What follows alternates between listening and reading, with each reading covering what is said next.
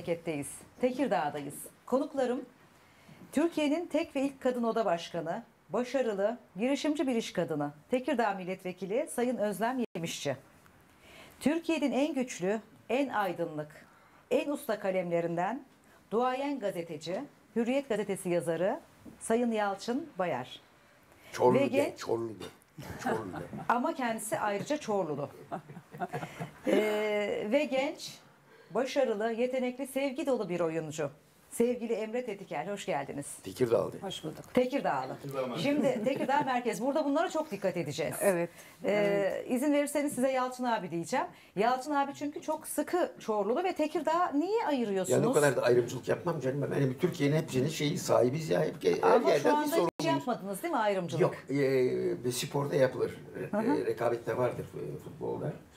Tekirdağ takımları, Çorlu takımları arasında böyle şeyden beri, 50 yıldan beri bir tartışma vardı. Çorlu Spor batmıştı. Özlem Hanım bir gayret içerisinde tekrar onu işte başa güreşir bir şey haline getiriyorlar. Onun rakibi de gene öbür Çorlu takım çıktı. Tekirdağ gerçi profesyonel ligde olduğu için böyle şey yapıyoruz. Şimdi o zaman Özlem Hanım bugün şey yapalım. Çorlu'dan girelim, Tekirdağ'dan Evet. çıkalım. Altını üstüne getirelim. Hazır böyle bu kadar sağlam ve bu kadar şey Kesinlikle. bir isim de varken Aynen yanımızda öyle. değil mi? Duayen bir isim. Duayen bilgili bir isim varken. Şimdi benim İstanbullu konuklarım hep derler ki biz 7 göbekten İstanbulluyuz. Siz kaç göbekten nerelisiniz? Evet. Kimin annesisiniz? Kimin eşisiniz? Kimin çocuğusunuz? Birazcık anlatır mısınız bize? Tabii şimdi Yalçın abinin de dediği gibi biz de ne yapacağız? Direkt mecburen Çorlu'dan gireceğiz. Çünkü ben Çorlu doğumluyum. Sadece ben Çorlu doğumlu değilim. Babam, dedem, dedeler, anneanneler, 7 göbekten babaanneler. Çorlusunuz. Aynen öyle, aynen öyle. Hepsinin doğum yeri Çorlu. Tabii bütün çocukluğumuz doğumdan itibaren Çorlu'da geçti. Çocukluk derken ticaret hayatım. Çocuğumu orada doğurdum. Çocuğum orada doğdu. Evliliğim ve her şey bu yaşıma kadar kısa aralıklarla. Bu yaşıma Ancak kadar eğitim. derken çok yaşlı falan gibi bahsediyorsunuz. Ama yine de sağ olun sizin gözlerinizin güzelliği. Tabii üniversiteye giden bir kızım var. Maşallah. O da son senesinde bu sene bitirecek inşallah. Evliliğim orada gerçekleşti. Dediğim gibi ticaret hayatında da hep Çorlu'daydım. Daha sonra sivil toplum kuruluşlarında görev aldım. Biraz önce bahsettiğiniz gibi Türkiye'nin ilk ve tek kadın oda başkanı unvanı 2009 İnşaat yılındaki mühendisiniz, değil mi? seçimlerle. İnşaat mühendisi ama yüksek lisansım işletme üzerine. Netice itibariyle STK'lardaki sivil toplum kuruluşlarındaki görevlerim de hep Çorlu'da geçti. Yani uzun yıllardan beri Çorlu'da bu tarz konum ve görevlerde devam etti. İşte 2011 seçimlerinden sonra da Tekirdağ Milletvekili olarak görevimi yapıyorum ama Tekirdağ Milletvekiliğinden önce de şöyle bir olayım var. Bütün görevler Çorlu'da derken aslında atladığım bir husus var. Biliyorsunuz kalkınma ajansları kuruldu 2009 evet. yılında. Trakya Kalkınma Ajansı Edirne, Kırklareli ve Tekirdağ'dan oluşuyor. 2009 yılında da Trakya Kalkınma Ajansı'nın kurucu genel başkanıydım.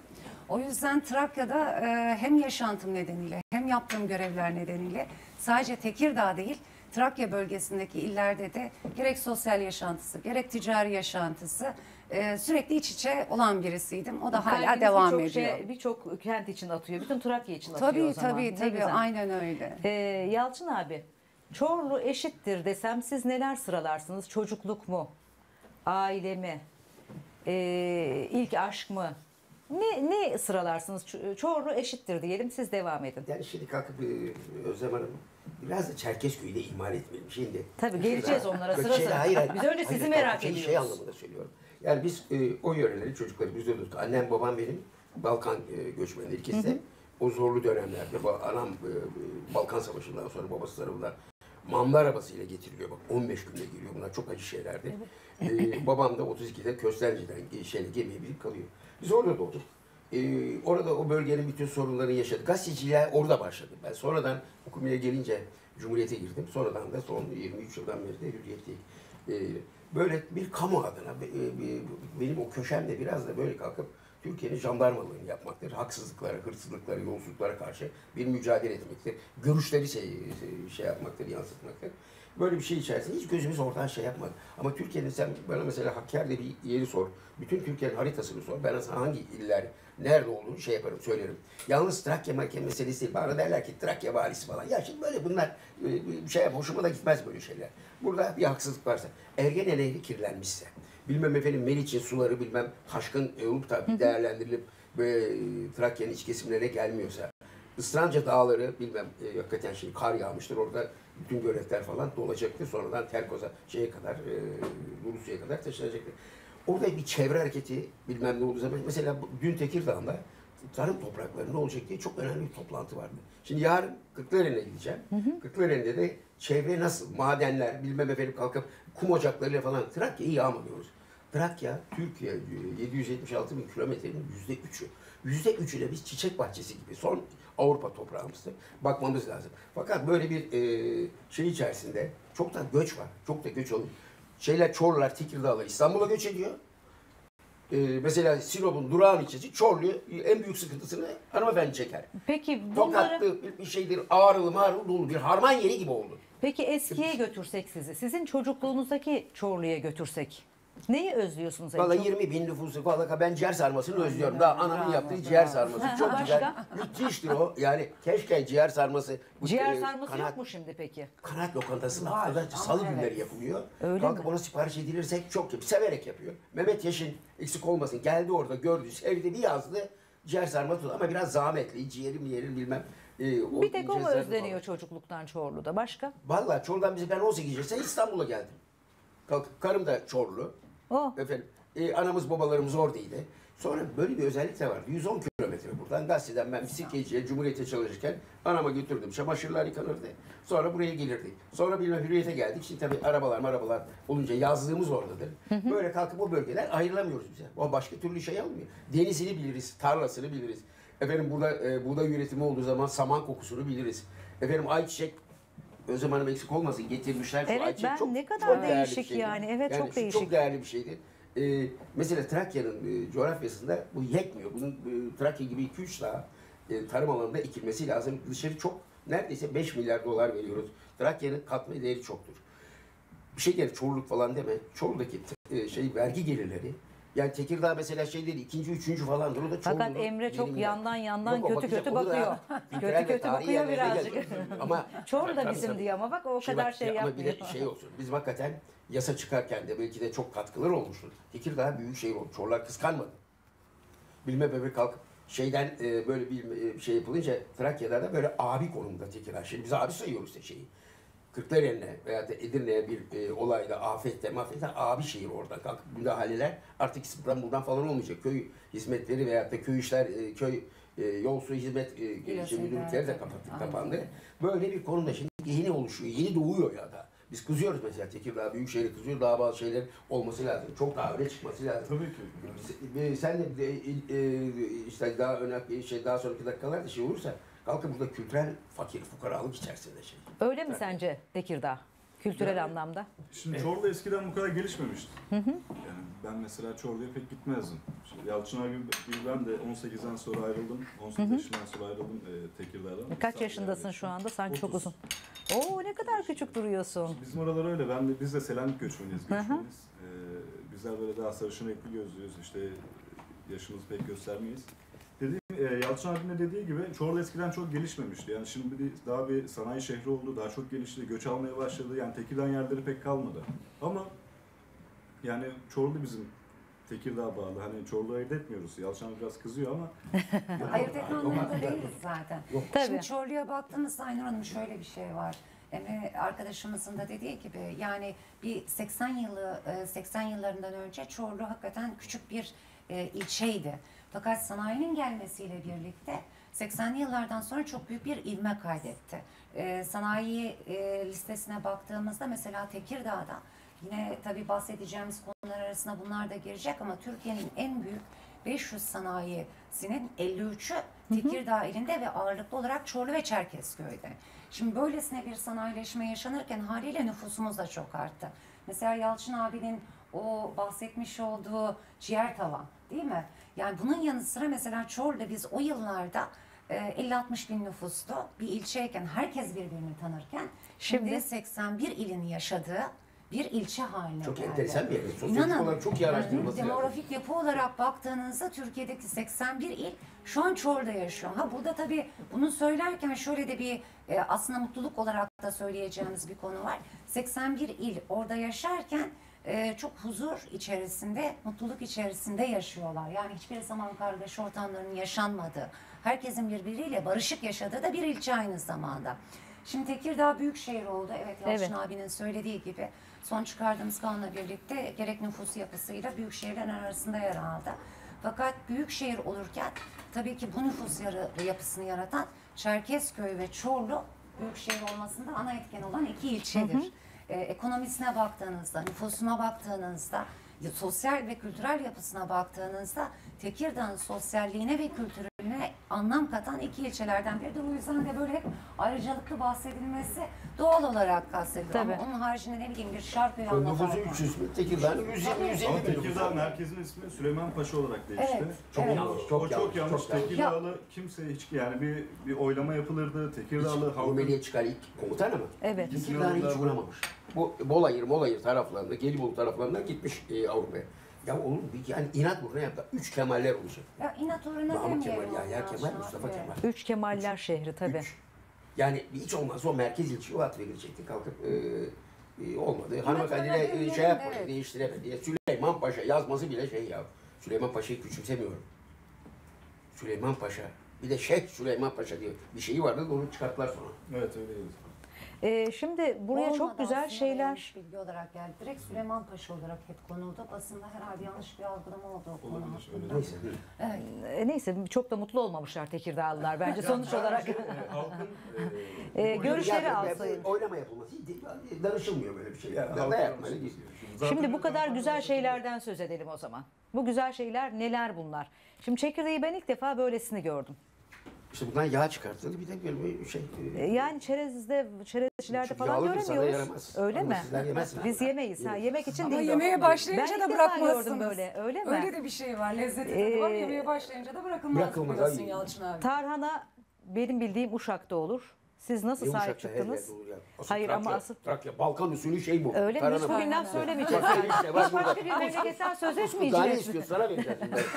Sen bir şey. Hakan'a onları şey yap. Ne yapayım? Ben Hayır, hayır, bakayım, ben size geleceğim, siz de yiyeceğim. Bana onlar lazım değil. Siz yapacaksınız, ben geleceğim, yiyeceğim. Bir de orada çok güzel bir şey görüyorum. Kazandibi mi o? Trileçe tatlısı. Trileçe. Evet. Şu anda Son çok moda. moda. Evet. Çok Çok moda bu, Çok evet. hafiftir. Nasıl yapılıyor? Ben şimdi onun yapıldığını bilmem hanımefendilere ve sen Tekirdağ'da çoktur bu sen anlatıyorsun. Sen Ama bunu- anlatacaksın. Şeydi, Ben bunu ben bu tatlı yine yapıyorum. Arnavut tatlısıdır. Arnavut tatlısı. Bir de burada bir şey görüyorum. Hanımefendinin seçim bölgesine dahidir orası. Çok iddialı bir tatlıdır. Yalnız Kemal yemek Paşa'yı falan kısmında hiçbir ezdi. şey anlatmıyor. Hep size atıyor topu Yalçın Aslında abi. hepsini çok bence. iyi biliyor Yalçın abi de. Siyaseten, Evet. siyaseten bir siyasetçi daha İyi anlattı, daha peki. şey içerisinde. Tekirdağ'da şöyle bir şey var. Biz hep sanayisini anlatıyoruz, tarımını anlatıyoruz ama aslında baktığınızda bütün ilçelerimizde kendilerine has olarak kadınlarımızın mevsimsel ve dönemsel olarak hazırlıkları var. Bu hazırlıkların arasında dediğimiz gibi işte bir tarhana vazgeçilmezdir. Kadınlarımızın müthiş uğraşlarıyla yapılır. Tekirdağ köftemiz zaten tanınırlarıyla Türkiye'de herkes biliyor. Baktığınızda ayçiçeği Tekirdağ aslında sadece Tekirdağ için değil Türkiye'deki tüketimin büyük bir ihtiyacını Tekirdağ karşılıyor şu anda. Hayrabolu tatlısı biraz önce Yalçın abinin de Hangisi, dediği bu mu gibi Hayrabolu evet o tatlısı? üzerinde Hı hı. tahin olan Hayrabolu Valla tatlısı. küçük bir girişimci yani böyle marka yarattılar ya. O çok da bu bomba. Evet. Bu bomba derler buna. Öyle mi? Evet. Çok fena, çok tatlı Böyle herhalde. kaymak maymak Şeyi bak, merak ceviz de ettim. Bu koymuşlar. Tekirdağ köftesini biz dışarıda yediğimizde nasıl ayırabiliriz? Yani en belirgin şeyi nedir? En güzelini yedik demek için nasıl bir tat almamız lazım? Evet, Gerçek Yalçın abi. Tekirdağ Yağsız köftesi. olur. Sert ve yağsız olur. Öyle mi? Sert ve Et- yağsız et olur. tadı gelir. Bazen bilmem kayış gibi de olur ona kızarsınız. Bu orada da bir marka nihayet çıktı. Çok azdır şeyde bölgede. Fakat sanayi işte İstanbul'da şubeler falan da açmaya başladılar. Vallahi kalkıp Türkiye'nin her yerinde en makbul şey şimdi köfteci. Ben geçenlerde İzmir'e gidiyordum Karayol'dan. Ya kalkıp saydım hatta bu haber de yazayım dedim. Bir Yusuf köfteci bilmem ne köftecisi falan diye.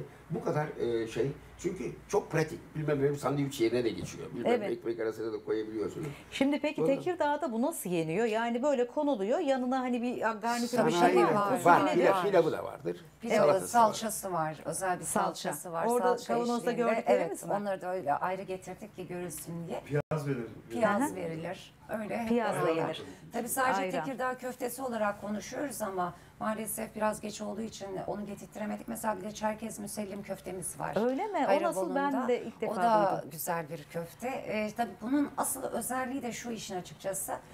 Tekirdağ'da bizim meralarımız çok güzel. Orada otlayan, oranın havasında büyüyen danalarımız eşliğinde, hayvanlarımız eşliğinde bu köftelere asıl tadı veren de Lezzet orada. lezzet oradan Asıl geliyor. işin sırrı Evet, oradan geliyor. evet. Kekik, meralardaki kekiktir asıl bunun şey. Kekikler. Tabii o da çok etken, doğru. Şimdi tabii böyle bu tür şeyler, işletmeler tabii Tekirdağ hayvanlı istiyorlar. Efendim oradan bakılması bir hayvancılıkta da bir gelişme var şimdi şeyde. O meralarda büyük işletmeler kurulacak. Meralara şöyle diyorlar. Efendim bütün meralar hepsi birer petrol kuyusudur. Yani zenginlik satacak falan diye. Şimdi tabii Türkiye'de dışarıda geçenlerde bilmem 18 bin liradan şey getirildi. 18 liradan kilosunu Amman'dan falan sığır eti, dana eti falan getirildi. Maalesef Türkiye'de son zamanlarda bu yatırımlar çok da biraz daha ucuz yiyecek ama hep bağlayacağız biz dana etini. Kuzu şeyini. Çünkü öbürleri Arjantin'de veyahut da Brezilya'da olduğu gibi açık meralarda falan yetiştiremiyoruz. İlle biz ahıra sokacağız. İlle ona yulaf vereceğiz, mısır vereceğiz. Öyle yapılırsa zaten maliyet unsuru oluyor. Dış fiyatlarla şey yapamıyoruz. Şimdi baş ben edemiyoruz. sunarken dedim ki Tekirdağ insanı böyle hareketli, cıvıl cıvıl, neşeli dedim. Yalçın abi merak ediyorum ne kadar böyle heyecanlı. Bir anda kaç telefonla konuşabiliyorsunuz? Ha? Kaç? Vallahi 2 telefonum vardı. Bir tanesini geçenlerde kaybettim. Yeni telefon alacağım. Öyle mi? Yani bir tek telefon. Aa, hiç telefona olmadı. O kaldım. zaman olmadı. Bu olmadı. Peki siz gün içinde kaç parçaya bölünüyorsunuz ve en çok hangi parçanızı seviyorsunuz? Tabii şimdi özellikle kadın olarak tabii erkeklerden bir de farklı fonksiyonumuz var bizim bütün görevlerimizi yaparken bir de annelik görevi Annelik var, tabii. nedeniyle istediğimiz kadar çocuğumuz büyük olsun bizim için hep küçük bir de o görevi devam ettirmeye çalışıyorsunuz. Hafta içerisinde sürekli Ankara'da olmak zorundayız. Genel kurul çalışırken oradan ayrılamıyoruz. Kanunlarla alakalı genel kuruldaki çalışmalarımız nedeniyle komisyon çalışmalarımız var. Fakat hafta içerisinde genel kurul biter bitmez biz soluğu ilimizde alıyoruz. Benim zaten yaşam alanımda Çorlu olduğu gene için. politika devam ediyor mu? Yani Tabii böyle etmez hani olur mu? daha Hem çok devam protokol ediyor. Hı hı. gereği hem Bak protokol şimdi gereği politikacı, senin katılmanız kocanın yaptığı gereken. zamanki gibi değil. Değil. Bunlar perişan oluyor. Koşturmaktan, konuşmaktan, telefonla, komisyonlardan. Hemşerisini nasıl Valla o kolluyor kadar yalnız? o kadar güzel anlattık Nasıl Yalçın kolluyor? abi. Peki siz en çok hangi parçanızı seviyorsunuz? Anneliği mi, iş kadınlığını mı, siyaseti mi? Yani nerede daha çok kendiniz oluyorsunuz? Bence denge olduğu zaman daha güzel. Hepsi biraz Aynen olduğu öyle. zaman. Hepsinde bir denge olduğu zaman hem kendi iç huzurunuz hem de o yapmış olduğunuz denge, kurmuş olduğunuz denge gereği her şeyde başarılı olmaya gayret edince o biraz daha huzur veriyor insana, mutluluk veriyor Peki diye Yalçın düşünüyorum. abiye bir daha soracağım. Ondan sonra kısa bir reklam arası vereceğiz. Sonra da hareketli bir Trakya türküsüyle reklam sonrası devam edeceğiz. Bir de ben sizin kahvenizi duymuştum. Getirdiniz mi kahve? İkram edecek misiniz bize? Evet getireceğiz. Onu Reklamdan da sonra o zaman kahvelerimizi de alalım. Bir Trakya türküsüyle şöyle bir ikinci yarıda hareketlenelim. O kalkınma ajansının katkısı. Esnaf görüyor, yapamıyor bir şey. Önermiş bilme kalkınma. Her yerde bir şey öneriliyor. Kalkın Tabii. güzel şeyler de falan da yapılıyor. O da ama bakalım orada makası şöyle mı? bir parantez açalım mı Yalçın abi? Şimdi bakın biraz önce beni tanıtırken dediniz ki işte Türkiye'nin ilk ve tek kadın oda başkanı diye. Çorlu'da bizim kahveciler odası başkanımız var. O da kadın. İlk defa Aa, ne evet yine güzel. Çorlu'dan seçildi. Ve şimdi biraz sonra Hem de içeceğimiz kahveciler odası. Evet, evet. Yani ve çok Çorlu'da. erkeğin olduğu böyle Aynen daha öyle. şey. Evet, ne kadar Şimdi biraz güzel. sonra beraber içeceğimiz Türk kahvesi de yine genç girişimci bir kadın arkadaşımızın, kardeşimizin Ne kadar güzel. özverili çalışmalarıyla ortaya çıkmış olan bir ürün. O da bize ayrı bir zevk verecek. Sedef kardeşimizin de bu girişimleriyle böyle bir ürünün Çorlu'ya da Aa, ne kazandırılması, güzel, Trakya'ya ellerine sağlık. kazandırılması Onun kahveleriyle o harika zaman oldu. reklam arası verelim. Dönelim kahvelerle sohbete devam edelim. Kısa bir ara.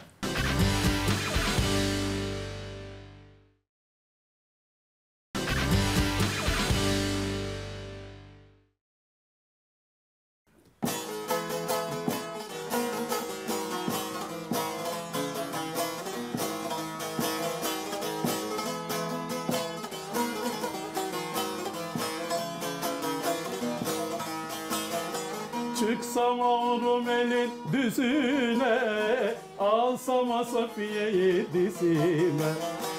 Çıksam avrum elin düzüne, alsam Safiye'yi dizime. Safiyem kınalar yakmış 10 parmağı eline. Safiyem kınalar yakmış 10 parmağı eline. Ar gelir Osman Aga, ar gelir, Safiye'me kar yola dar gelir. Ar gelir Osman Aga, ar gelir, Safiye'me kar yola dar gelir.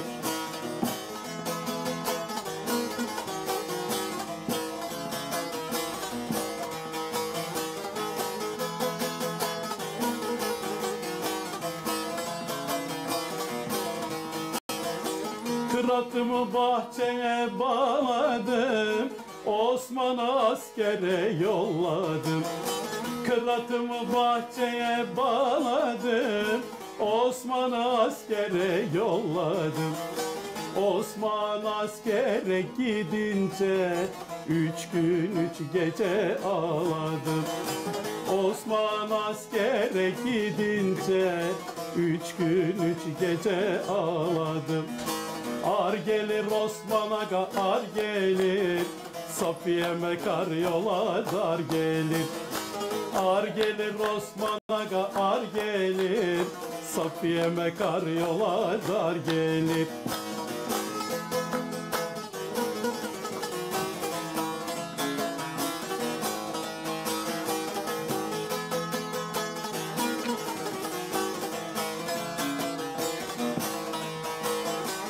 Osman Aga, Osman Aga, bak bana, neler söyleyeceğim sana. Osman Aga, Osman Aga, bak bana, neler söyleyeceğim sana. Safiye de kızını ver bana, damat olayım ben sana. Safiye de kızını ver bana, damat olayım ben sana.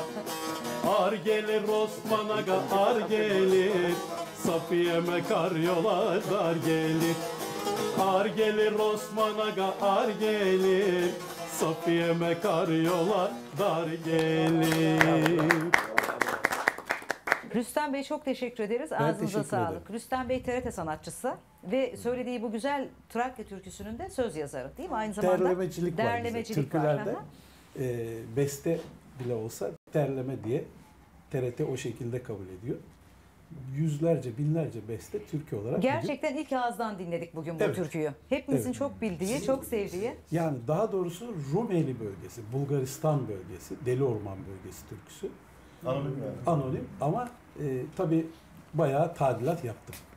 Güzel, güzel, yüzey güzel. Şimdi 200'den kahveler fazla. geldi. Şarkılarla iyice bir havaya girdik. Evet. Şimdi istiyorum ki şöyle bir bu gazla bir gezelim şöyle bir Çorlu'dan girelim, Tekirdağ'dan çıkalım. Siz isterseniz şöyle bizi alın. Nerelere götürürsünüz? Ne yaparsınız? Şimdi şöyle yapalım Misafirlerinizi nasıl gezdirirsiniz? Şöyle yapalım o zaman. Şimdi Şarköy dediğimizde bağlarıyla, üzümüyle. Tabii Şarköy'ü geçmeden olmaz. Aynen öyle. Orasının görülmesi lazım. Bir de doğa sporları anlamında yamaç paraşütüyle. Onu da yapalım. Geliyoruz Malkara'da süt ürünleri. Oo süper. Muhteşem gelişmiş, tadı lezzeti yerinde, tesislerimizdeki tadı lezzeti yerinde süt ürünlerimiz. Evet. Oradan geçiyoruz Hayrabolu'nda işte bahsettiğimiz köftesiyle, doğal güzellikleriyle. Saray'a geldiğimizde ormanıyla. Burada bütün ilçelerimizin bu doğal imkanları sayesinde motocross'tan tutun offroad'a, yamaç paraşütünden tutun doğal sporların yapılabileceği her türlü imkanı sağlayan, konforlu bir şekilde sağlayan bütün ilçelerimizin ayrı ayrı özellikleri var. Çorlu, Çerkezköy, bahsettiğimiz gibi verimli toprakları sanayisi. Marmara Ereğlisi sahil kenti ve bizim bir tarihimiz var. Yani Trak Krallığı'ndan itibaren gelen o süreçten sonra da değişik tarihi eserlerin bulunduğu ilçelerimizdeki kalıntılarımız, tarihimiz çok güzel. Bunların mutlaka görülmesi lazım. Namık Kemal biliyorsunuz, Evet. vatan şairimiz.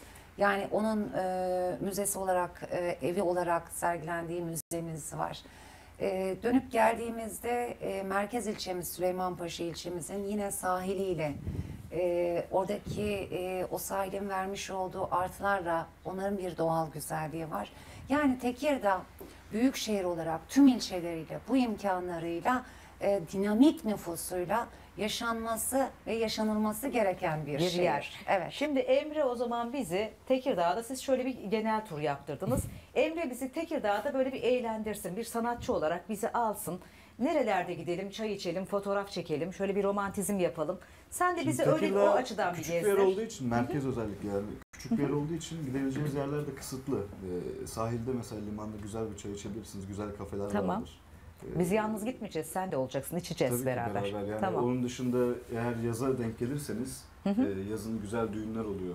Aa evet, Tekirdağ bir düğünleri. düğüne Evet, katılalım. doğru, Bence de nasıl doğru. oluyor onu Ve hiç ayırt doğru. etmezler mesela, herhangi birinin düğününe gidebilirsiniz. Yani niye geldin falan demezler. Hemen sizi alırlar ortaya, beraber oynarsınız ortada. Hiç sıkıntı olmaz o yani. kısmı güzelmiş, Sofralardan evet. bahset, sofralardan. Bizim ince saz takımlarından Tekirdağ'da 70 tane falandır. Yalçın'a şimdi Hafta giriyordum sonları. ben sofralara. Saz kısmında da beyefendi girsin. Saz kısmında yani neler oluyor, nasıl müzikler yapılıyor? Tekirdağ'da davullu zurnalı düğünler Aa, olur. davul Çift zurna. davul, çift zurna. Güzel bir konuya girdin Emre. Mükemmeldir. Bak herkes Aynen. düğün deyince bir heyecan yaptı. Tabii. Hı hı. Ben de az çok deli ormanlıyım ama bütün Balkanları içeren müzik belgeselinde danışmanlık yaptım. Yaklaşık 8 ülkeyi gezdim. Hepsi Tekirdağ gibi, yani değişen bir şey yok. Biz Rumeliyiz yani. Hı hı.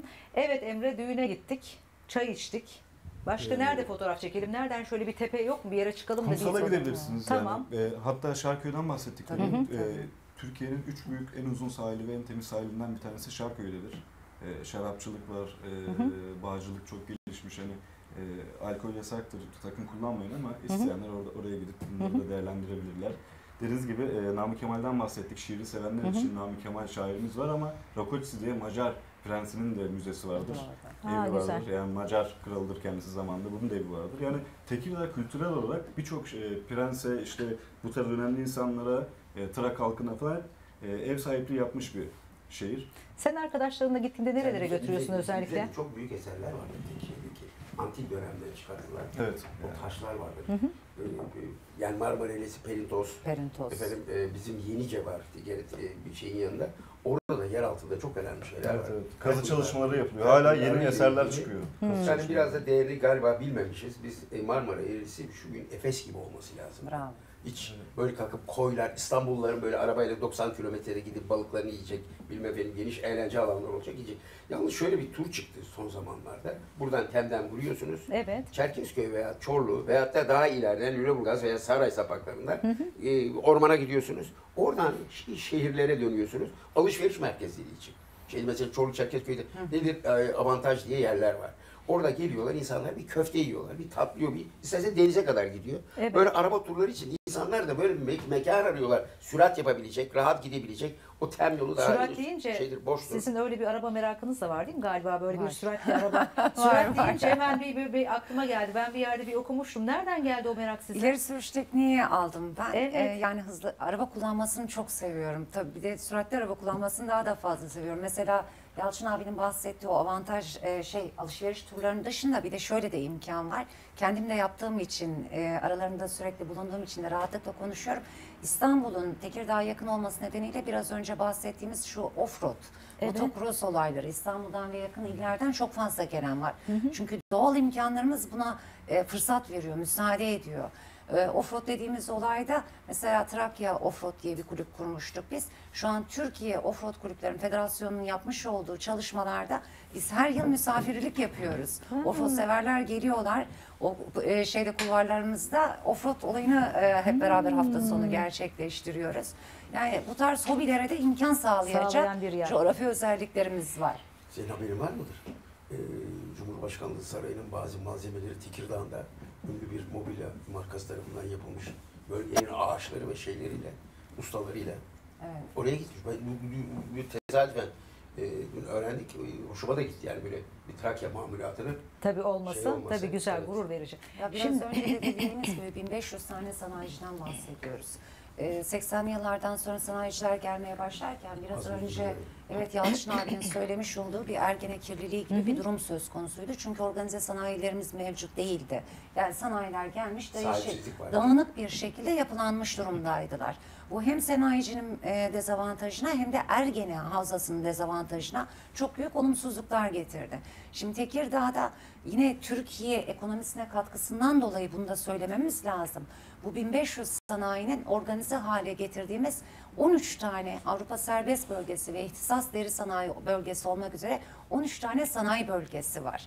Tabii ki haliyle hani bu tarz büyük mobilya mağazalarından tutun, tekstil fabrikalarından tutun, üretimde uluslararası arenada marka haline gelmiş firmaların hepsi de artık bizim bu OSB'lerimizde yer Ne alıyor. güzel. Bu da Jet Tekirdağ pervanesi bile için. yapılıyor yani. Evet, Oradaki sanayi. evet. Çok üretime dayalı. Tekstil ve aşçılar artık. Hintli şeyler var. Tabii, Yatırımcılar bravo, geldiler. bravo. Şimdi Çorlu'yu bir size geldik. Çorlu'dan Dedik bırak ki artık, geliyoruz. bıktım. Bıktın mı? Ama değil Sen mi? Çorlu'dan Kiraz bıkmazsın. Festivali'ni unuttuk. Kiraz Bu yıl Festivali 50. var, yıl tamam. en önemli şeylerden Yalnız biri. Çorlu'dan bıktı noktasına geldi. Yok. Rahatladı. Onu Ya çok gönülden böyle- söylüyorum. Başlarken öyle Burada- değildi, bak, Türkiye- değil mi? Türkiye'de bak, eksik yapıldığı Yalçın zaman abi. çok güzel. Orada kalkıp katma değeri şey yapıyorsa, bu kadar yatırımcı varsa, bu kadar 70-80 binde işçi çalıştırıyorsa böyle bir sanayi, burada hiç ihmal etmeyelim. Bulgaristan'dan son 79 gücünde gelenlerin Türk sanayi kalkınmasına, Türk sanayinin kalkınmasına büyük katkısı vardı. Nitelikli insanlardır onlar. Karı koca çalışırlar. Gerçekten Çalışkandırlar. sonra Güneydoğu. Bak herkes kardeşçe yaşar. Bak orası gariban yerdir bizim Tekirdağlılar falan. Kimsenin lokmasında derdi yoktur. Geleni de misafir eder. Böyle kardeşlik yapılıyor. Ama artık nüfusu kesmek lazım. Çünkü bu kadar %3, Türkiye'nin %3'ünü biz tahrip edemeyiz. Hem bilmem şey için fabrika kurarak hem konut yaparak böyle beton tarlasıyla Edirne'ye kadar götüremeyiz. Belli bir disiplin edilmesi lazım. Kalkıp daha başka yerde ne bileyim Konya veya da başka bir yerlerde yeni bir kentler yaratmamız lazım. Bu yeter. Evet, doğru. Orası da yeter, bu arkası da yeter. Yani sen gezmek istiyorsun da ben sana gidip Castro'yu, Saray ilçesi, Bravo, Karadeniz'i, bravo. iki denizi birleştiren bir şeydir Çorlu. Tekirdağ ile. Bir Evet, tarafta çünkü bu programı yapıyoruz ki Karadeniz'den- yani çok güzel Tabii, anlatalım. tabii. Hepimiz akın akın gelelim. Sen istemiyorsun Gidelim, ama biz gidelim. geleceğiz. İnada'ya Yalçın abi. gidelim. Tamam, Evet, gidelim. bak, hakikaten orada Bulgaristan sınırına kadar böyle turlar vardı. Hakikaten çok değişik, güzel şeyler içinde Longoz ormanları vardır. Oradan gelirseniz böyle şarap bağları var. Müthiş bir Trakya'da da böyle bir şey diyor. Tabii, Ne yazık ki bunlara diyorlar ki lezzet yolu. Şarap yolu falan diyemiyoruz artık. Yasak. Lezzet yolu Lezzet. diyoruz. Olmaz. Lezzet şeyde olur. Mutfakta. Bu yok mutfakta olur. Bir de köfte de olur şeyde. Çok güzel Orada sohbet ediyoruz ama Meriç'e kadar böyle gidip süremizin Meriç de içinde- sonuna geldik. Ve hiç Tekirdağ anlamadan. anlat, Evet, anlat, ve hiç bitmez. anlamadan. Bir daha seneye, Hiç bir daha seneye o anlamadan. zaman şey yaparız. Bu sene Evet. işte Burada Kiraz bir Festivali de ben belediye başkanlarını çok kırıyorum, çok kültürsüz. Dediği gibi bak bir tek bir müze falan var. Her kentin, ilçemizde bir tane müze olması lazım. Oradaki bir sürü uygarlıklar var. Onların çıkartılması lazım. Bilmem belediye başkanları bunlara şey olması lazım. Bir de ben kızıyorum. Bizim Karatepe var ya, Karatepe, Karataş. Ya bir belediye başkanı, koca anıtsal bir şey. Üzerine oturup onlarda bir değer yaratamadılar. Belki bir heykel gibi bir şey ya. Anlamıyorlar ya. Bitecek Ne Karatepe yapılabilir bittiği zaman, şeyler? Karatepe bittiği zaman herkes ağlayacak ulan. Asırlardır böyle buradan taş çıkarttık, yollara yaptık. Binanın temellerine koyduk diyecekler sonra. Sana da emanet ediyorum bu bilgiyi. Cüneyt Hoca, Karataş, hiç CHP, AKP falan bakmayacaksın. Onu bir meydana bir yerde koyacağız o sembol veyahut da orada bırakacağız. Emanet Arıtma altında. şeyi istemiyoruz bizim Çorlu'muza. Katı atık fabrikası istemiyoruz. İçinizi Çiçek bahçesi döktünüz. gibi Her şeyi olmak sizin istiyoruz. istediğiniz